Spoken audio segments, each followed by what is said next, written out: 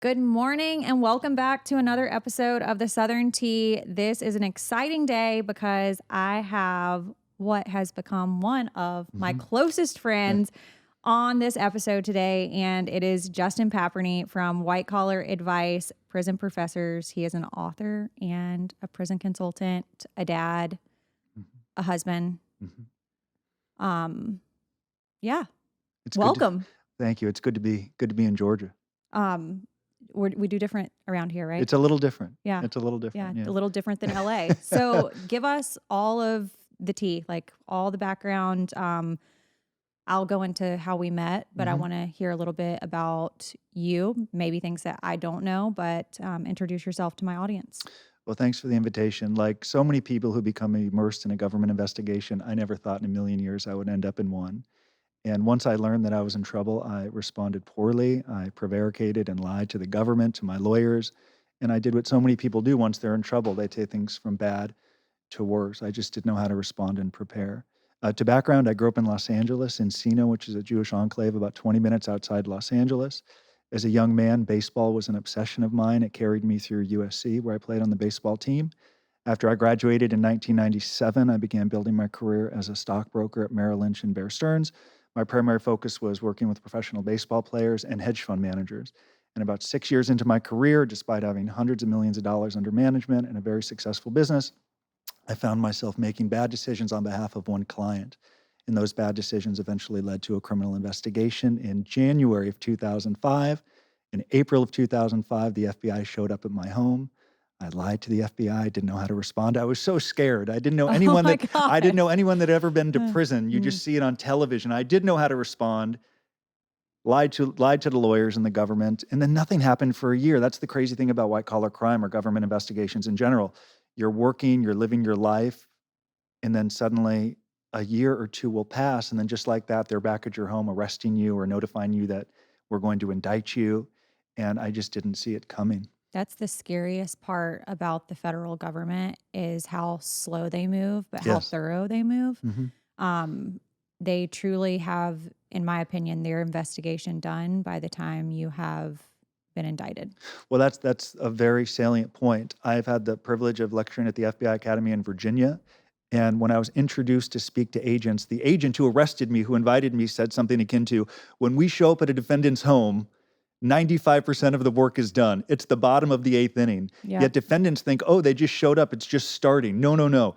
They're done. The Yeah. question is, what do you choose to do once you're in the crosshairs of a government investigation? So many people like me tend to make matters worse. And part of our goal, whether it's through our nonprofit Prison Professors, where we give everything away for free, or through White Collar Advice, which is the for-profit consulting company I run, the initial task is don't make matters worse. Hmm. And so many people like me, unfortunately, do. So, quick question. You were indicted on what were your charges? I pled guilty to one count of conspiracy to commit securities fraud, and I pled guilty February 2007, and I was sentenced February 2008 to 18 months in a minimum security camp. I did the best I could at the last minute to try to prepare for sentencing, but I couldn't undo all of the bad decisions that I made. As I've said previously, I was a lazy defendant. I outsourced all of the work to my lawyers, thinking, hey, I've paid them. They have it all covered. I didn't embrace the value of self-advocacy, of trying to change the narrative through my own words and my own efforts. Instead, I sat around my house all day wondering how I ended up here. I wasn't supposed to end up here. Hmm. And as a result of never getting going and taking measurable, specific action, I paid a harder price than I should have by getting sentenced to 18 months in federal prison. And then thankfully, I began to get it together once I got there. But one of my biggest regrets is I wish I had started sooner. A couple of questions. United States is one of the only countries that recognizes conspiracy that you can be federally charged, right? Mhm. I believe that's right. Okay, yeah. It's Which an easy, it's is a very easy way. Conspiracy is one of the easiest ways to tie people together. There are people that are indicted in conspiracies that don't even know each other. We saw that in the very popular Varsity Blues case where our company had 9 or 10 clients. It's like a parent in California who paid to get their kid into a school was a co-conspirator with a parent in New York who paid to get their kid into school, yet they didn't know each other. So it's a mhm. very way to tie criminal conduct together. Well, and just from what I've learned, you can pretty much once they've charged you with conspiracy, it's basically you should have known. That's correct. We have so many people that go to prison under the idea you knew or should Mm-hmm. have known. Willful blindness, turning the other way for money, has become a very, I don't want to say easy, but it's a way that the government indicts people. Even in my sentencing hearing, Judge Wilson said, I'm tired of salesmen turning the other way for money. Most don't get caught. You did. Mm-hmm. I'm going to make an example out of you and send you to prison. That's a big reason so many people go to prison. The government will acknowledge this person is not going to reoffend. This person's not going to break the law again. He's been out for 3 years working lawfully. In my case, from start to finish, it was 3.5 years. It's the deterrence component, the idea that if Justin Paperny is sentenced to federal prison in California, it may deter a Goldman Sachs stockbroker in New York from breaking the law. I don't know if there's Mm-hmm. evidence to suggest deterrence works, but it's an argument the government or a judge frequently uses when sending people to federal prison. Next question. In your specific case, did they offer you a deal or no? They did not offer me a deal because I lied to the government after I got into trouble. I actually engaged in what we called obstruction of justice. So I didn't have any chance to really get on their good side. So while this was transpiring, my co-defendant, who the government would argue was more culpable, I was involved tangentially, he began to cooperate. So while nothing happened, the government showed up, I interviewed with them, and nothing happened for a year. During that window, he was cooperating, calling people, including me, wearing a wire. And even though he was more culpable because he was cooperating, he was looking at a shorter federal prison sentence. So the initial deal looked like 31 months in federal prison. There was restitution. I paid back as much as I possibly could. That impacted my sentencing. The government asked for 24 months, and Judge Wilson gave me 18 months in a minimum security camp. Wow. So can you tell me a little bit about your sentencing day? Because that was a very, very rough day for my family, because it's basically, you have been found guilty on these charges. Want to back up for a second. You're actually lucky that you didn't get an obstruction charge. That's right. Like, very lucky. They I'm- could have. They could have. And I think had I not lied to them when they interviewed me, there's a chance they wouldn't even refer to for prosecution. So something we strive to do, whether it's through prison professors or white collar advice, when you're in the post-defense conduct stage, everything you do matters. And so many people make decisions without considering how it will influence their case, their future, their length in federal prison. We just react because we're not prepared. Or we read something online and we think it's true. Or we get advice from someone who has good intentions, but it's the wrong advice. Or you have people who tell you what you want to hear, which is what I had. I had some sycophants around me. I think lawyers with whom I was paying initially. My friends who said, dude, we love you, we support you, you're JP, you're our buddy, you've never done anything wrong. They're not going to send you to prison. If you were doing bad things, why are they letting you sell real estate like I was doing in Calabasas? How are they letting you travel the country to work? And if you were a bad guy, you'd be in prison. I'm like, yeah, I think you're right. They're not going to send me to prison. And you come to believe it, and in so doing, you make decisions that exacerbate your struggle. So they could have hit me with obstruction, and I'm fortunate they didn't. Yes, you're very fortunate. So sentencing day, that was a terrifying day, because you go in and know that, there's this guideline, and you're going to fall somewhere either on the low end, possibly the highest end, maybe lower. That was very, very scary, just the unknown. That's right. I in my experience, and a lot of people who go through it, the sentencing day can be easier than the day that you're even convicted or plead guilty, because at least you get some clarity. So I'm not, 18 months to me felt like forever. 12 years or 7 years, it feels like an eternity, but at least you have some clarity, because waiting for sentencing, it's difficult to sleep. And while many people in our community are living in beautiful homes and they're traveling, it doesn't change that they already feel imprisoned. So many people are begging, hoping to get to that sentencing day. And due to COVID and other issues, they get extended. And we're not getting credit for time in federal prison. I would argue you're Todd, Julie, everyone, they're serving their time, but they serve time before that is what we just don't get credit for it. I told my dad that after you and I had connected. I said, just for perspective, you've been fighting this for so long that you've been serving time and being miserable and going through all of these motions that you're not even getting credit for. So when you do eventually report, it will be a sad day, but at the same time, you're going to start getting credit, for those days. That's exactly how I felt. The toughest time, I think, was even between the sentencing and the surrender, because the inevitable is coming. You always hold out hope before a sentencing hearing, like maybe I'll get probation. Maybe I am different and special. Even though the guidelines call for 3, 4, or 5 years, maybe it won't happen to me. but you hear the number and then you look at your family. In my case, they were victims who spoke, and I tried to put myself in their shoes and recognize if I were them, I would be angry too. If I were them, I would want prison too. But what I learned in prison, and I presume we'll discuss, so many people measure the punishment by the length of the prison term. Yet there are so many collateral consequences that accompany a felony conviction, whether it's white collar or drug, financial, reputational, career, housing. And for so many people, an 18 months or 2 or 5 year prison sentence, if they don't come home ready with a plan and a strategy, it amounts to a life sentence. And we get many of those calls like, hey, Justin, I've been watching your videos, or Michael Santos, my partner, prison professors, I've been watching your videos. I'm really struggling. Well, how long have you been home? 11 years. How long did you serve? 18 months.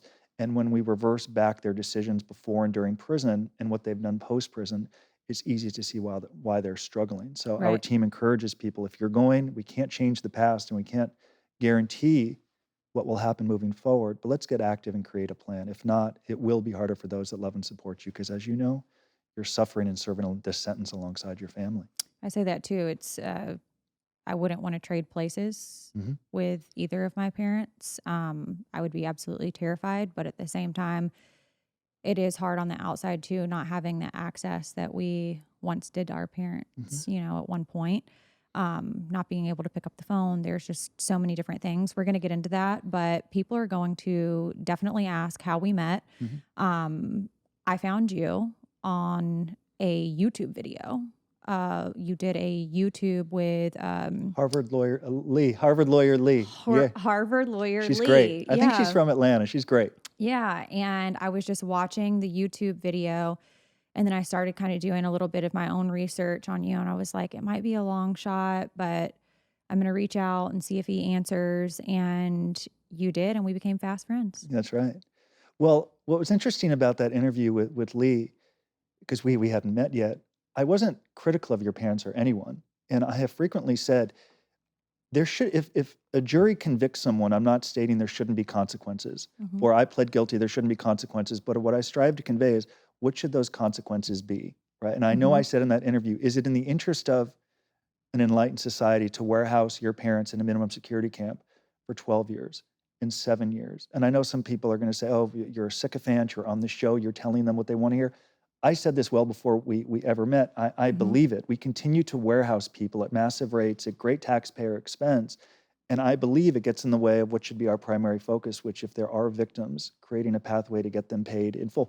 If there are victims, you may not be able to replace the loss of the dignity they went through, the pain and shame, but money can help. And some of these very long prison terms get in the way of the number one priority, which should be victims, whomever it is.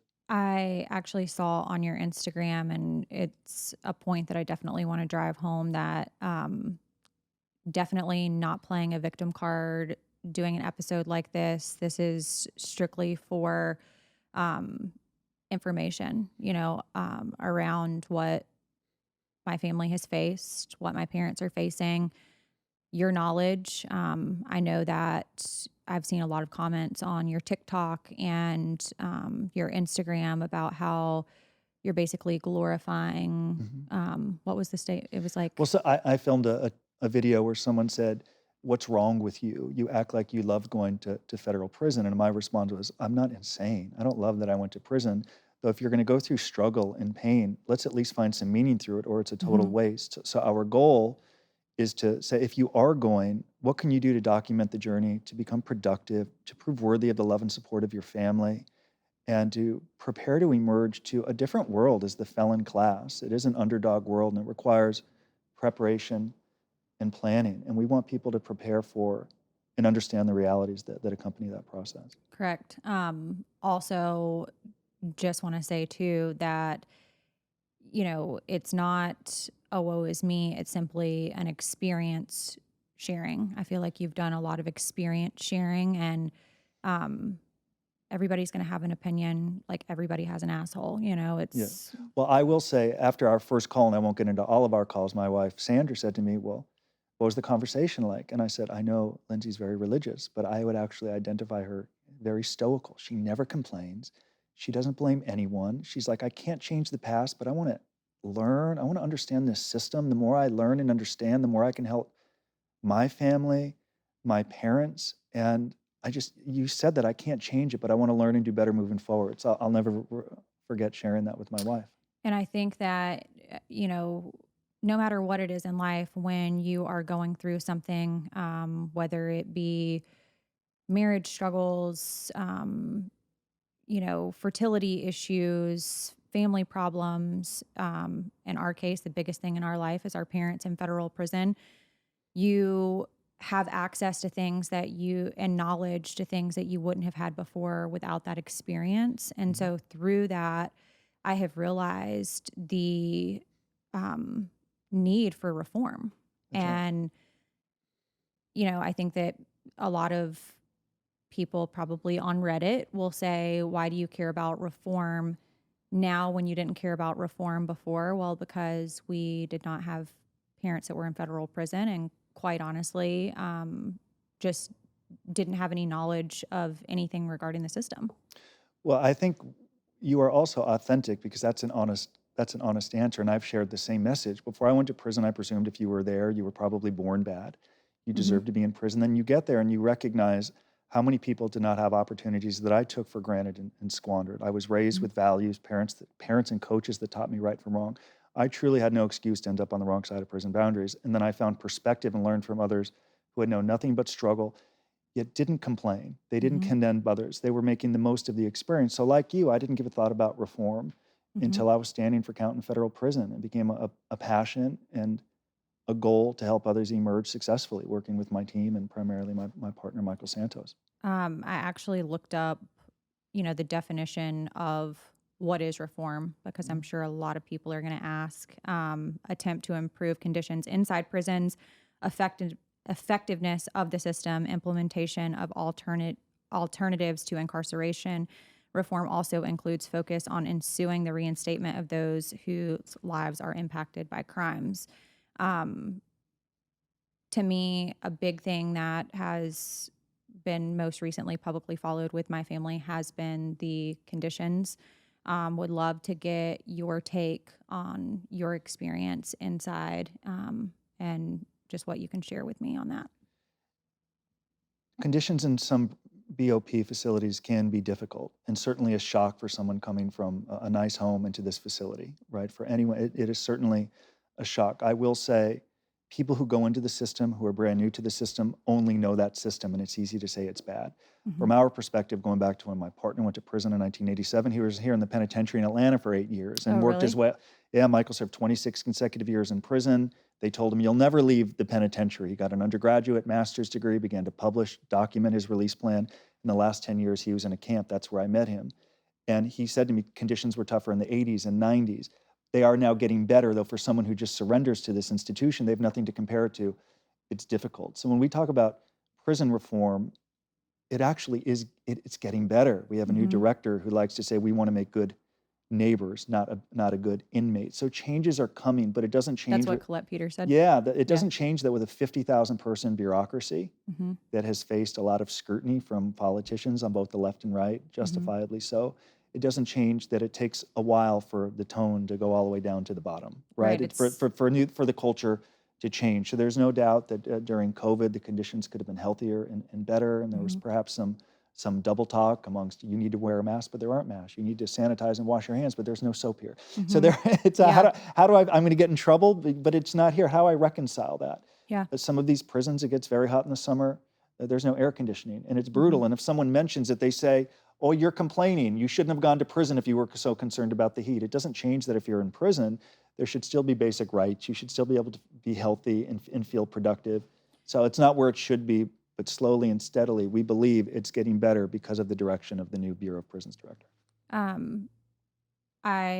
want to make 2 points here. My parents have never complained about conditions, period.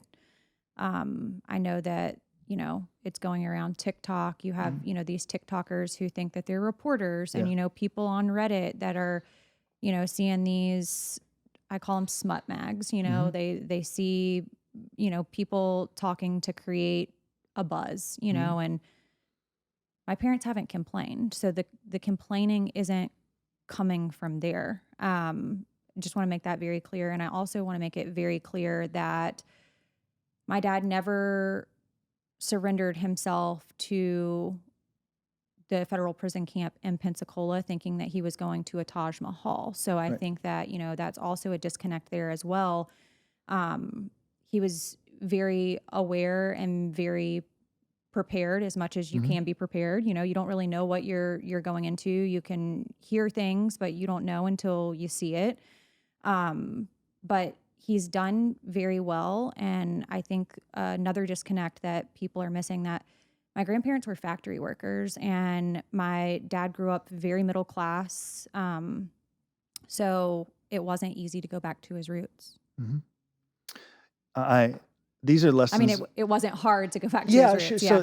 So it's like I said earlier, just because it's online, it's not true. We've worked with so many people who are going to prison, many of whom are celebrities, and someone will come home from prison and say, well, let me tell you what it was like serving time with so-and-so.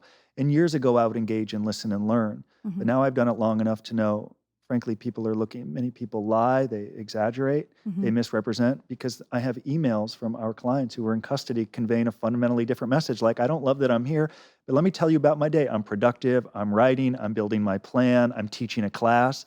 I'm like, well, that's a fundamentally different message than I heard from someone who tried to go on a local media outlet to sell a story to get 15 minutes worth of fame. So due diligence matters, vetting matters. Just because someone says it doesn't mean it's true. Right. Yeah. And I cannot stress that. I cannot stress that enough. And I do just want to also say that my last visit with my dad, I couldn't stop telling him how great that he looked. He looks very, very good. I told him, I said, even your hair looks better a little bit longer and a little bit grayer. His nails aren't completely bitten off. Like I told you before we started this interview, stress will age anybody. Yep. It definitely aged me through my divorce. So I know for sure that he is in such a better place. His spirits are great. He is really just embracing the process there and making the best of the process there with the people that are also there serving time with him. He's made great friends. He talks about his friends there, and He'll learn from them. They've had experiences in life, both good and bad. You find perspective. They've endured trauma and heartache and pain. It was motivating for me. The only adversity I had ever faced at the time was this government investigation, so I didn't know how to respond. And then you go to prison, and so many people have known nothing but struggle and heartache and pain. A friend of mine in prison lost his mother, and he wasn't able to go visit. And how do you manage that? How do you stay productive and stay strong for your kids who don't have the resources to visit more than every 6 months? Yeah. But yet he found a way, and he lived with dignity. So that was very inspiring to someone like me who's only doing it for 18 months. And to your dad, he should be in a better mood because reform has happened. More reform is coming. We had the First Step Act, and we'll talk about this in late 2018, which we've been writing and talking about for 30 years, the idea that prisoners should be able to earn their way home. So when I was in prison in 2008, 2009, success was calendar pages turning. So you got treated the same whether you watched the Kardashians or the Chrisleys, no offense. Yeah. You got treated the same, but now if you incentivize and document it and grow, you can earn your way home from prison more quickly. And we've been writing about it for decades, including my partner's book, Earning Freedom, that he wrote alongside me in federal prison in 2008. That's the basis for the First Step Act that passed a decade later. Now hundreds of thousands of prisoners will benefit. I think more reform is coming, which will get your parents home more quickly. We're excited to see it. Can you tell me anything that you know? I'm sure you hear from clients, your personal experience of what type of crime happens inside prison walls. Do you feel like general needs when you were serving your time? Do you feel like your needs were met, or were they not met? Just give me a little bit. So there, on the inside, there are things the prison would consider a disciplinary infraction that wouldn't be a federal crime. Just like someone might violate their probation and get sent back to prison, but it's not a crime. So a number of people in prison do get into trouble that can extend their stay, that can get them sent to the hole, transferred to a higher security prison. That includes things like not doing your job, using an iPhone, not showing up for work, speaking disrespectfully to staff, acting inappropriately in a visit. So those things are part and parcel to serving time in federal prison. And the irony is, before people go to prison and we try to prepare them, whether it's through all the free stuff we give away at Prison Professors or the stuff we do at White Collar Advice that supports prison professors, I say, let's spend time on disciplinary infractions. And so many people say, whoa, I'm not going to get into trouble. I'm like, hold on. If I had asked you 5 or 10 years ago, will it be your name versus the United States of America? What would you have said? And they say no. So those are the same people that say I'll never get into trouble in prison. And I get calls from the wives and children saying, oh my goodness, my husband or my son or my brother is in trouble. What do we do? So there are disciplinary infractions that can derail your stay, but there are also new crimes that can be committed. Even using an iPhone right now inside of a federal prison can lead to a new charge. There are people who are continuing to sell drugs, who are having drugs smuggled in. Drones are coming over some of these minimum security camps, dropping food and drugs and guns and things that are very detrimental to the safety of the prison, but also to the family. And of course, when people get caught, and most do, they then recognize, wow, this is harder on my family. I would have done things differently, which is what everyone says throughout the journey if they're not prepared. And that's something we strive to do. Everyone with whom we speak looks back and says, wow, I would have done things differently. And we'll say, well, let's stop that today. Let's not go forward another year and then look back and say, I would have done this differently. It has to end. And that starts with ensuring matters are not made worse inside of the federal prison. But what happens sometimes, Lindsie, is people get there, they're there for 3 months, 6 months, and they're like, I got this. I understand I'm it. So comfortable now. they begin to manipulate this environment to their liking without understanding staff is watching. There are prisoners who are informants who may be looking to curry staff to get more commissary, more halfway house time, an extra hard-boiled egg out of the chow hall, and they'll run and go tell staff. And just like that, you go from the cushy conditions of a minimum security camp to a higher security prison. You lose good time, and worse, with the prison reform that's here and what's coming, you imperil or weaken yourself to qualify for that. So it really requires not giving into temptation. And kind of like we teach our children, or try to, consider every choice you make will influence your life in 10 minutes, 10 weeks, 10 months, 10 years, 100 years as you build your legacy. Yep. It requires discipline to do that. Yep. I actually covered the Duggars and specifically Josh Duggar on my other show, Coffee Convos, and just saw in the news that there it is. He's been popped for an iPhone. They took away 2 months of good time, but here habits are very hard to change. So you get into a habit of paying for things or using an iPhone, you get caught. And what a lot of people will do on a 10 or 15 or 20 year sentence, they'll say, it's such a long time. I want to enjoy myself here, have more niceties here. And if I get caught, that's a consequence. I'll do an extra 2, 3 months or a year. Who cares? I'm already serving 15 years. But what happens is when that release date comes, they will tell themselves, had I done it better, I'd be home. Now I'm here longer. But worse, by that behavior and the choices they've made, they're only making it harder on those that love and support them, and they're not prepared to come home. In regards to reform, I know that a lot of people say, or I have read, the naysayers say they only care because of their parents. And there is some truth to that in a sense, because that's the base point, right? Like that's our baseline, because we have parents that are in prison. However, we don't just care because of our parents. We care because we want improvement for all people who are serving time, not our parents singled out. We don't think that they should get better treatment than anybody else that they're serving time with. I'm big on the fact that I don't think that the conditions should be an additional punishment. I would agree with that. If you're serving time, you should be able to serve it with dignity, have opportunities to grow, to make progress while you're there. But some of the conditions at time can be difficult. Even people who get arrested, they go to the detention center or a county jail. It's inhumane at times, and it really does require a sense of resolve and perspective. And what helped me, or what helps a number of people going through this process, is trying to tell themselves, this isn't my whole life. It's for a brief window. And some people have endured worse. And that's why, whether it's philosophy, learning from others. As a Jew, I was heavily inspired by Viktor Frankl, who wrote Man's Search for Meaning and found a purpose of life while watching his family get executed in the concentration camps. And I'm thinking to myself, okay, if he can find meaning in the blue sky without complaining, I can endure time in a minimum security camp. So that perspective was critical to me to get through it with dignity, and try not to complain, because if you do complain, it only feeds into the idea of, well, here you go again. You're used to this. You're not getting it. You complain. Or they'll say, you should have thought about this before you broke the law. So it requires stoicism, staying quiet, not complaining, and recognizing that some people have it worse. It's easier said than done. The idea of reform is not a complaint. And I think that a lot of people, hear what they feel like podcasters, reality stars, that are, walking this journey alongside in our case, our parents or, other reality stars that have, been through the same journey, that it is a complaint. And just like any other business, there's room for growth everywhere, right? So if the conditions can be better and we can advocate, for that, and our voice can be heard, then I want it to be heard. I'm a firm believer that the sentencing should be the punishment, not the conditions where they're serving their sentence.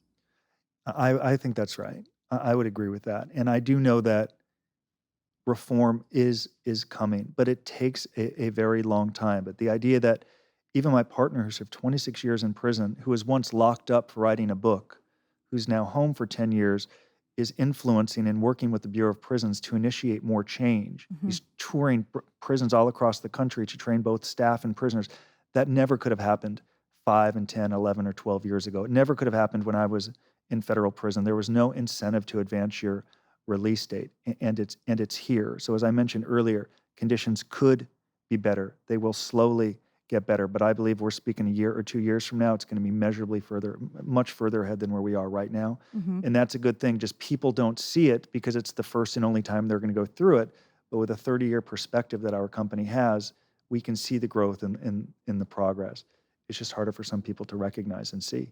I feel like, when you have somebody who is very close to you that is serving time, like you said, you want them to be able to serve that time with dignity, Yes. be able to do programming to, advance their release date.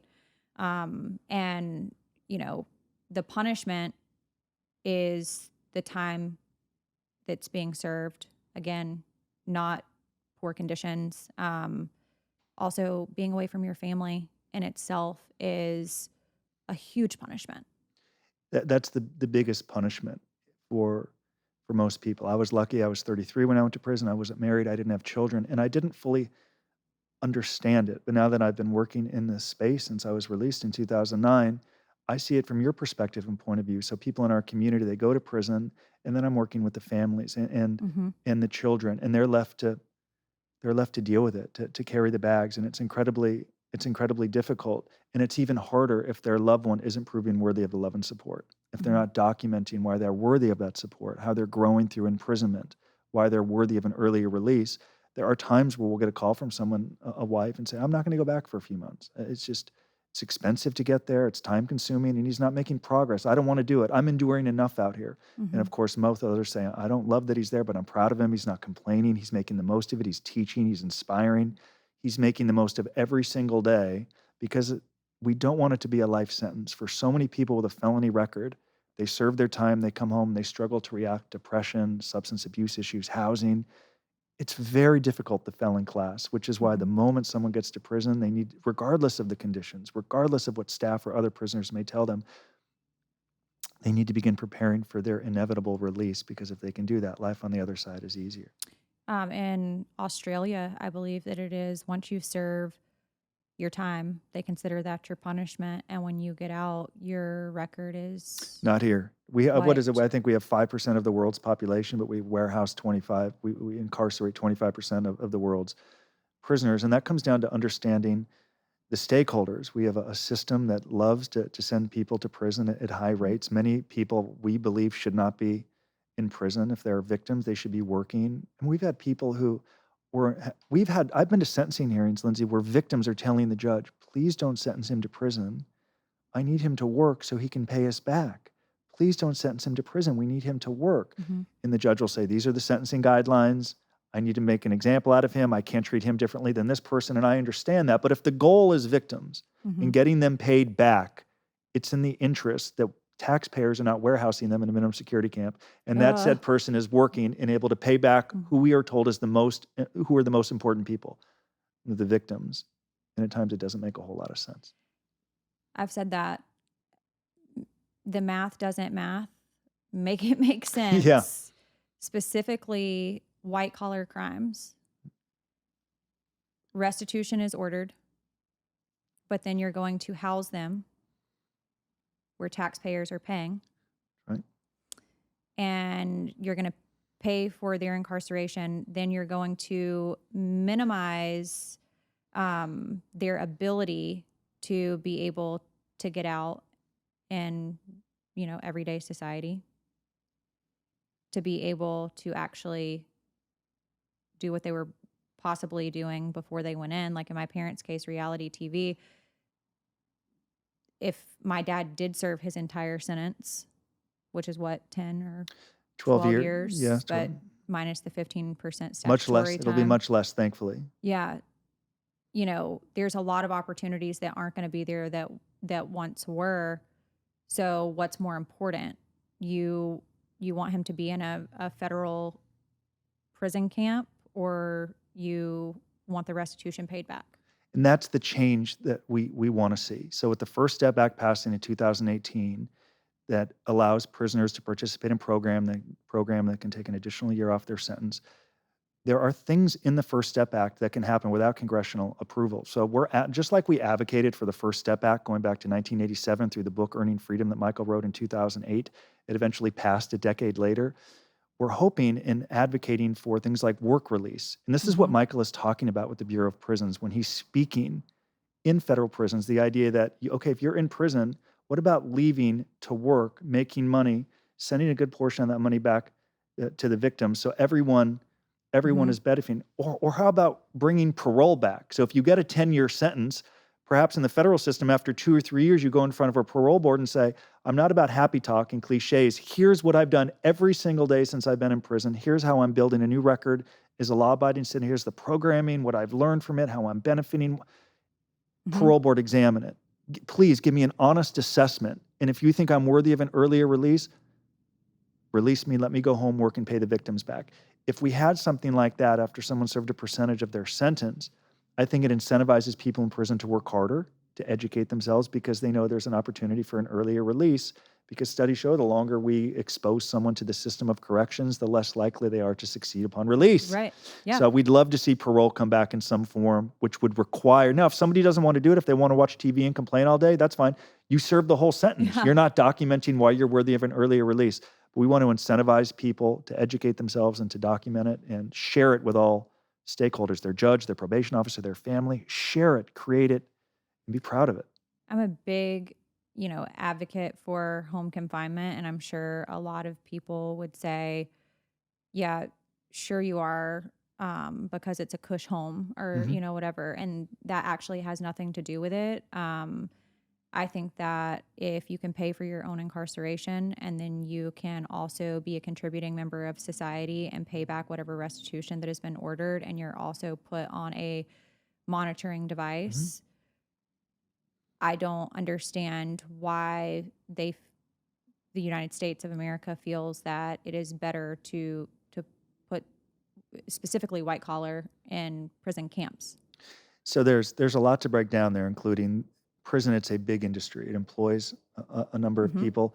You shop in the commissary, you're going to see Coca-Cola, Pepsi, Hershey, tuna, mackerel. So there's a lot of companies that do business. Very expensive to make phone calls from federal prison. Pretty expensive to send that Actually, email not to. right now. Now it's free during COVID, but we suspect at some point it's coming back. Just like at some point prisoners are going to continue to have to pay the 25% they earn in the halfway house to live there. So these things probably will come back. The idea of home confinement. The nice thing is, unfortunately, COVID happened, but through the prison population, thousands of people went to home confinement because of COVID. And it was a massive success. I could imagine. So few prisoners recidivated and broke the law and went back, proving, to your point, that home confinement works. It reduced taxpayer expense. The person is then working, and guess what they're doing? They're prioritizing the victims. Now, people may say, you make restitution payments in prison. Sure, it's called financial responsibility program, but it's minuscule because you're making 15 cents an hour or $20 a month. Yeah. And it's very difficult to make a real dent into it. But some people who have built businesses and who have the ability really to earn are in a position with court approval and their probation officer to send the lion's share of it to the defendants. It's a win-win for taxpayers. But most importantly, it should always be about the victims if they are created, and it's an opportunity to get them home more quickly. In your opinion, does incarceration in cases of nonviolent offenses allow for the victim to receive justice? Not always. Right? If there's, I've been to I've been to sentencing hearings where the victims will say, send them to prison, give them the maximum, give them the maximum. And I've spoken with some victims who reach out to me and say, it's not really in my interest for him to serve 7 years because it's that much longer that he can even get acclimated and get me paid again. So this comes back to our first conversation. We have never said there shouldn't be consequences for breaking the law, Right. ever. The question is, what should the consequence be? Should it be warehousing Todd Chrisley or Julie Chrisley for 12 and 7 years, or my partner Michael Santos for 26 years for a nonviolent drug crime? What should the punishment be? And we would argue if someone is documenting and proving worthy of that earlier release, they should be incentivized to come home earlier, and that puts the victims first and foremost. And like I mentioned, I've been to sentencing hearings where victims have told the judge, he made a mistake. Please, we believe that he can make the money back.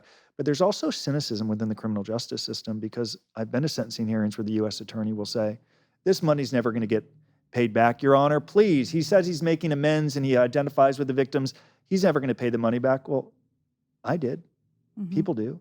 It's possible with work and a plan and a new career and rebuilding. So there's a great deal of cynicism from the other side. They view us as criminals, and they believe that we say we're sorry because we got caught, which is why we need to document and build a new record through our own. Only we can do that, Lindsie. I stress that on every one of our calls. And if they did that, it gets people closer to making their victims whole.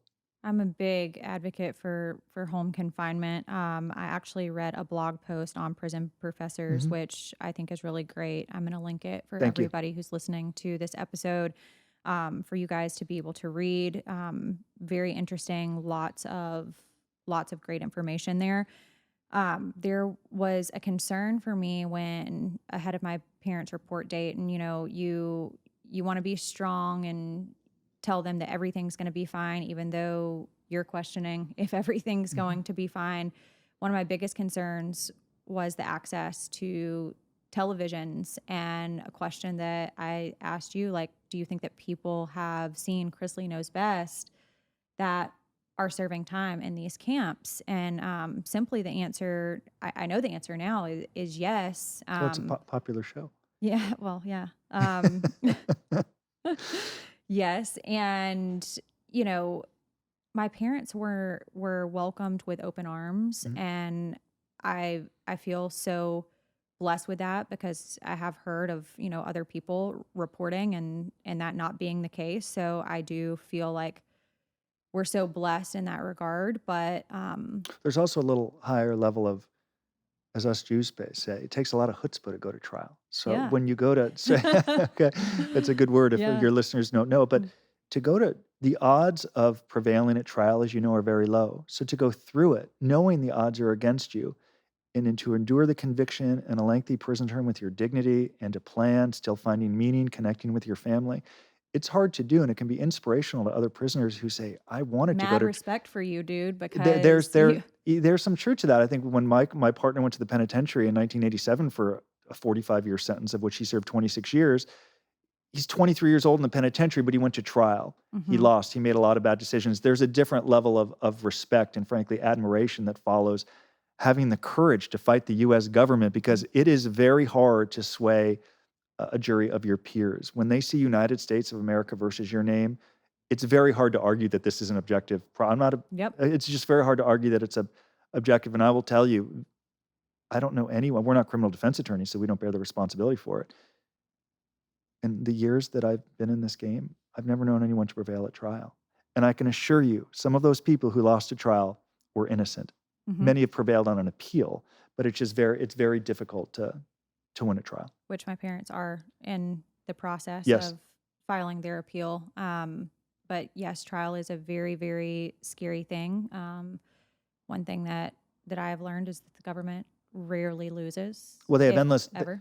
Yeah, well, that's another thing. People say, oh, the celebrities and rich people are trying to buy their way out of prison. And my argument is the government has endless resources, our tax dollars and time. Even if you had a $100 million, it doesn't compete with the unlimited resources of the U.S. government. So it's very hard to prevail. If people even had any idea what it costs to defend yourself against the United Yes. States government, Yes. a lot of people just do not have access to be able to do that. And so ultimately, they might plead guilty even though they might be innocent, because they don't have the money to take it to trial.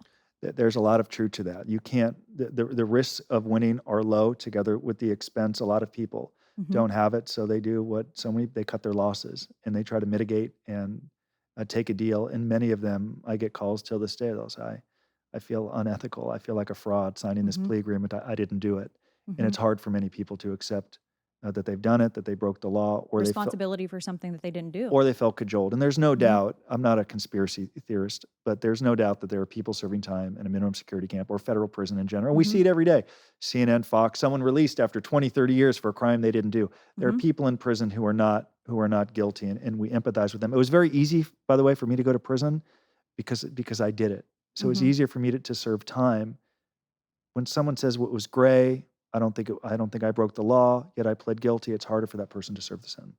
Um, I want to touch on the psychological and emotional impact that you go through as a family that is, serving alongside you on the outside, and we're going through very different emotions than I couldn't even imagine what my parents are going through on the inside, and that separation.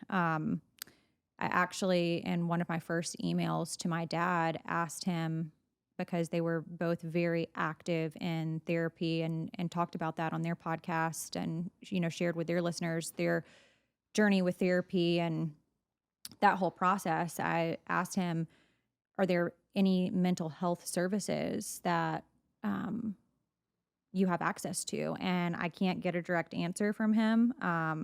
So I wanted to ask you. There are some. A lot of it, there are some programs. Our programs are in prisons all across the country, more focused on changing behavioral lifestyles and developing values and skills and Mm-hmm. whatnot. There are some programs. A lot of the benefits of programming are self-paced and self-directed, doing it on your own. Mm-hmm. But there are some programs within the prison, some of which are very good, some led by the prison. We do feel it's getting better. It wasn't great while I was on the inside. There were prisoners who were required to go see a psychiatrist or psychologist, and Mm-hmm. they felt like it wasn't productive, and that the physician or the psychologist worked more for the prison and had their interests, and the person could feel as if they could open up because I'm in prison. If I say something, it could work against me. I can get into trouble. Mm-hmm. So it's a difficult dynamic when the prison cares about security of the institution and keeping costs down, right? Mm-hmm. So it's it doesn't make people feel better when I say it's getting better, but all I can say is it's slowly getting better.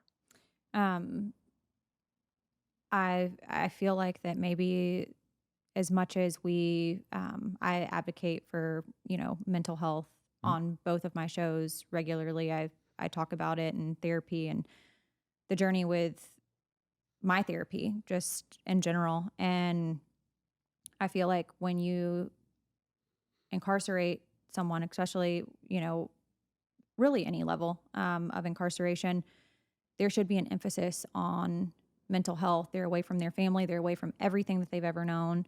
Why would that not be at the forefront? But then I think back, we've really only really started brushing the surface of mental health, talking about it, and it not being taboo. I think that's right too. The problem is, see, when you commit a crime, there's an otherness to committing a crime. People would say, if someone gets cancer, of course you have empathy for that person. They didn't choose it. But if someone commits a crime, it's harder to get that level of sympathy for the defendant and also the family, who is as much a victim as anyone. Mm-hmm. It's just awful, especially in the age of Google. People in our community, teenagers, it's the hardest. They go to the Department of Justice issues these scathing press releases, many of them, and then the Times, and everyone picks it up. We've known people, they go to school and kids have gotten the press releases and they post it, Mm-hmm. on the window. Imagine walking into your 7th grade class and there's a press release of your father who's in prison, and kids are mocking and making fun of you. We've had people want to change their last names, move out of town. It's brutal. And the prisoner can feel really helpless because he's in custody. So how can I manage that? How can I change that Mm-hmm. if I'm facing a very long prison term? It requires a great deal of resolve and planning to Mm-hmm. help the family get through it. But they are as much a victim as anyone, and I empathize with them because they're often forgotten about. Yeah, for sure. Um, I regularly talk about natural consequence parenting. I'm very much a Mhm. natural consequence parenter.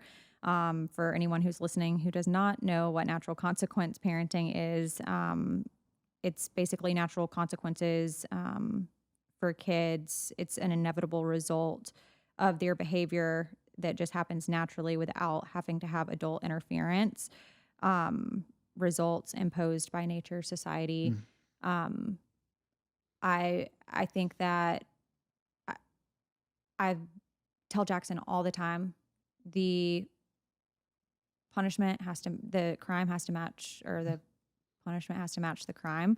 Um, I regularly use this example of wearing a jacket. I tell Jackson, hey, go outside, but you need to put on a jacket first. It's really cold. This might sound harsh, Mm. and you hate having to do it because you never want to see your kid suffer. But there's a consequence for everything, right? That's So if right. you choose not to put on the jacket, then you're going to get locked out and it's going to be cold outside. And the next time Mm. you're going to wear your jacket, right? Because you don't want to be cold. And I feel like that is a great disciplinary method, that is positive reinforcement. Mm. Um, I don't really feel like the system works like that, though. There's some truth to that, right? It's punitive in nature. It needs to become more. Correct. Yeah. It needs to become more reform minded. It's coming. It happens slowly. And if we can create a system where we identify with victims, recognize, yes, there should be a consequence if someone broke the law, but Mm-hmm. what's in the interest of an enlightened society? How can Mm-hmm. people feel? How can we try to create a win-win? How can okay, they've been punished, they've served their time, but we try to articulate it's not just the prison term that's hard. For the rest of your life and your parents' life, there will be this stain of a felony conviction and prison term. Now, through hard work and building deliberately and slowly, you can overcome it and build a new record, but it doesn't change that it existed. So we Mm-hmm. continue to stress, yes, there should be consequences. But I think, and I've said this well before we ever met, for Mm-hmm. those who, if you're thinking I'm saying this because we're close friends and I'm on your show, I said it on Lee's podcast. It is absurd to warehouse your dad for 12 years and Julie for it is sickening. It is tragic. Yeah. And there are tens of thousands of those stories across the country. And there are people who take pleasure in the pain of others, so they'd love to see them buried underneath the prison. There are people who we will never sway or convert, and that's okay. I do believe in time, and maybe not in our lifetime to the Mm-hmm. point where we like, but it is slowly getting better. We got to incentivize people to work their way home from prison earlier rather than calendar pages turning. We've been writing about it for 30 years. It's coming. But I remember saying that on that show. I think it's a sickening tragedy to warehouse him for 12 years in prison. I mean, I would tend to agree, and it's not just I because it's my know. dad. We've It's discussed this with other cases, and you feel this. There's always going to be cynics and people we can't convert, and we don't want to mm-hmm. convert them, and that's fine because they love seeing a celebrity. Hopefully, they want them to suffer in prison. They want them to suffer. Mm-hmm. We can't change that. That's okay. All we can do is articulate our principled beliefs, which is we warehouse too many people. People should be able to earn their way home more quickly, as my partner's articulated since 1987, and recognize we need to see more change and reform. And if our ideas for change and reform didn't start until I went to prison or until your parents went to prison, let's own it. Let's talk about it. It doesn't mean we don't want to do it and we're not fully committed to the cause. Just want to say too, on the celebrity, air quotes on that front, there's definitely truth to everything that you're saying, because I do feel, and I'm a big true crimer, so Mhm. I watch a lot of true crime, most recently the Alec Murdaugh. And do I think that he is guilty? Absolutely. Did I think that judge was going to slam down on maximum on Mhm. him? Absolutely thought so. Absolutely think that he deserved it. However, in my parents' case, I believe that the consequences do not match the alleged crime.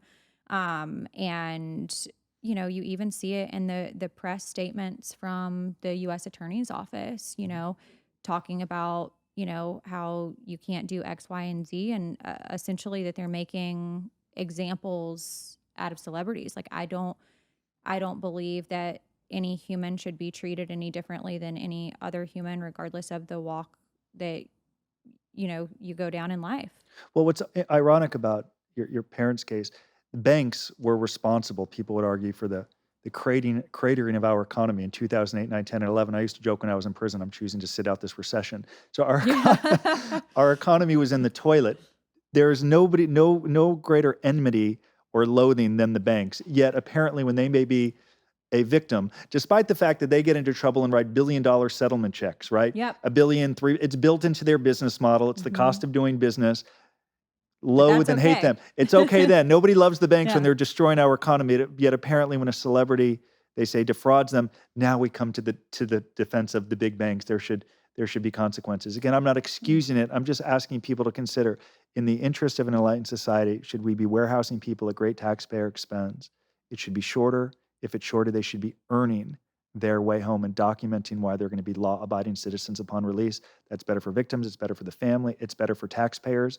And perhaps we can utilize those resources for depression or homelessness or all of the issues that plague our country. I live in Orange County now. I was in Los Angeles last week. I'm walking. I see people injecting themselves with drugs. They're defecating on the corner, and people, we just walk by. It's so normal. It's just, we're not even shook Yep. by it any longer. I'd prefer to see resources go in that direction rather than warehousing people that shouldn't be warehoused. Absolutely. I'm going to end on this last question because I'm sure a lot of people will send me DMs to ask me about this. And I'm quite certain that I had posted a Q&A and that's where this question came from. But how do you plan to further involve yourself, and what initiatives are for me, but what initiatives also for you are you working on regarding reform?